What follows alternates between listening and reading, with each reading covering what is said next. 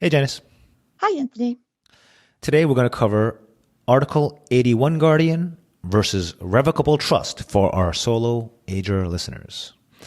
So, my solo-ager client Julie recently moved into long-term rehab, and thankfully her health is stabilized and she's okay, that's great news. Yes. But through all this, her bills and financial affairs have really started to fall behind. And that's where the distinction between an Article 81 guardian and a revocable trust really becomes sort of clear. You asked before we started, Janice, what is an Article 81 guardianship? And Yes. I told you it's really just a regular guardianship. What is your understanding of that, of a regular guardianship? Just someone that comes in and helps to take over, or maybe take over if you're not able to deal with your finances. Like you said, in this situation, she's fallen behind and she's having some health issues. Yeah, bingo. That's pretty much it. So that's what the Article 81 part or type of guardianship is for here in New York. And really, you don't have an Article 81 guardian that only comes into play when you had no plan, which is Okay. So we're by walking you through this situation, we're telling you what happens if you fail to plan. So Okay. All right. No plan. Got it. gotcha. Well, in Julie's case, she kind of had a plan. She had half a plan. All right. Yeah. So she did a will, which is good, and she named me her executor, which I do for many solo agers. She has no relatives nearby. It was great. That part's good.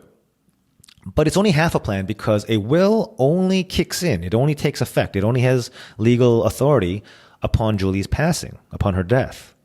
So until then, I'm just some dude who's on standby until the day of her death. Waiting. Yeah, that's. Right. Otherwise, I'm like a neighbor. I'm a friend. I have no legal authority whatsoever. So while she's living, and while she's getting on in years and kind of losing. How do I put this politely? Losing doesn't quite have the ability to manage all her stuff as she used to. Yeah. Right. And that's why her bills are falling behind, and there's nothing I can do about it at this moment. I mean, I can call and say, "Oh, I'm her attorney, I'm her executor," but that only gets me so far because I don't have access to her bank accounts. I can't do anything else. Yeah. Right. Your hands are legally tied. Yeah. So the only option I have is to go to court and ask the court to name me as Julie's Article 81 guardian, which I have pretty good chance of getting that because I am the attorney and I am the executor named in her will. But yeah, as you know, Janice, as we know, I do. Yeah. anytime you have to go to court, even pre-lockdowns, anytime you have to go to court, there's delays, there's costs, there's uncertainty. Delays, and more delays. I think it's yeah, and these days, oh my goodness, can you imagine how long it'll take to get our Article 81 guardianship? No, I can't fathom.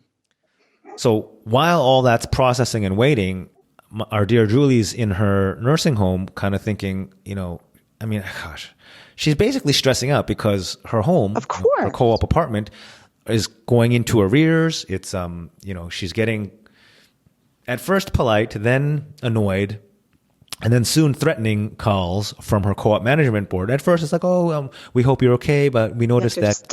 But Yeah, your maintenance has not been paid for 2 months, and then it becomes like, hey, when are we going to get paid? And then it really morphs into, you're going to hear from our lawyer soon. yes, yep. Yeah. So Their caring and compassion, understandably, only goes so far when the bill keeps. yeah, they have a business to run. They have a building to run. Absolutely. So I can imagine that's a lot of stress on Julie, right? She's probably dealing with her health and everything else, and now she's getting all these calls. Yeah, pretty much. And right now, at the moment, we're at the mercy of the court and the system, and And we wait. the bureaucracy. Yeah, we're waiting Yes. alongside with her. Yes, we're rushing to wait. Rushing to wait. I like that. Authority. That's what it feels like with court to me. We rush to wait. So let's talk about what's the better alternative. I mean, this is a whole, told you so kind of type situation, but Well, I'm going to use it to that's help why- listeners to avoid this situation. Yeah. Right. So the better plan, the full plan, not the half plan, would be a revocable trust versus a guardianship with a will. So as I mentioned, a will only takes effect upon Julie's passing. And until then, I'm just kind of a bystander with kind of some You're just hint of, hey, please listen to me. I'm an executor. Doesn't that mean anything? That's kind of what I'm doing here. right. So why is a Rev Trust better? Because a Rev Trust, I could step in right now and deal with the co-op and deal with the bills without going to court. And it would be so much faster. There would be very minimal transition. And I would have been on top of this months ago. Right. The bills would probably be, well, no, they definitely would be taken care of, and you'd have communication with everyone. So that's one of the understated benefits of a revocable trust. If you read online about revocable trusts or living trusts or whatever you want to call it, grantor trusts, from the Susie Ormans to the Dave, what's that guy's name? Dave Ramsey's of the world. Yeah. They talk about how you can avoid probate, and that's totally true. And that is a big deal. Avoiding probate is awesome, as we would know. Right. Oh, yes. But for solo-agers in particular, one of the other great benefits is this sort of end of life. Oh gosh, that's such a downer to say. But so let's say, you know what? I just gonna, I don't want to beat around the bush. Yeah, end of life assistance with financial affairs without having to go to court. So for the same reasons you would want your heirs to avoid probate, you want your end of life team, which includes me, your executor, your financial advisor, your accountants, whoever. You want us to be able to help you without having to go to court, and you can accomplish that with a revocable trust. You can't do that with just a will. Oh, and now I'm going to put some dollars and cents on it. Yes, please. Just to, right. If you're worried, like, this is like a lawyer's pitch to get some money for a revocable trust. Yeah, that's true. You got to pay for it. Sure, but on average, even in New York City, which is a pretty expensive town, a revocable trust on average is going to be maybe $2,000. Could be less, could be more. Depends on your situation. Tolerable. Yeah, I mean it's not peanuts, but it's compare that $2,000-ish bucks to. On this Article 81 court proceeding, we're probably going to bill close to $5,000, maybe even $10,000. Wow. And it's not like we want to, but going to court is tedious, a lot of work, a lot of back and forth. Right. A lot of time and a lot of resources, and you're not guaranteed the outcome you may want for that amount either, right? Yep. And the speed of... Yeah, I mean, we're just waiting right now, kind of trying to keep the creditors at bay, trying to keep Julie not stressed out while we're waiting for all this, and running up a bill. Right, not right. Great.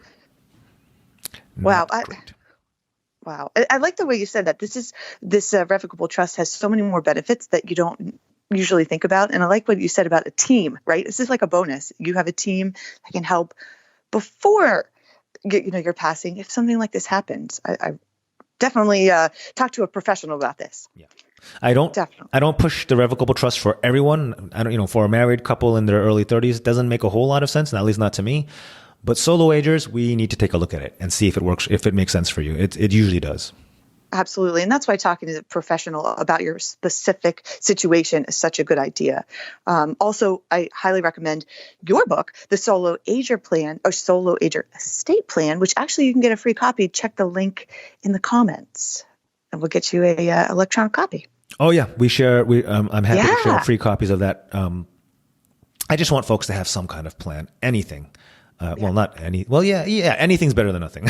Something, right? Something is. We've talked about many. Something is better than nothing. This is an easy read, and it will just help you in the right direction, right? For the solo-agers, definitely recommend it.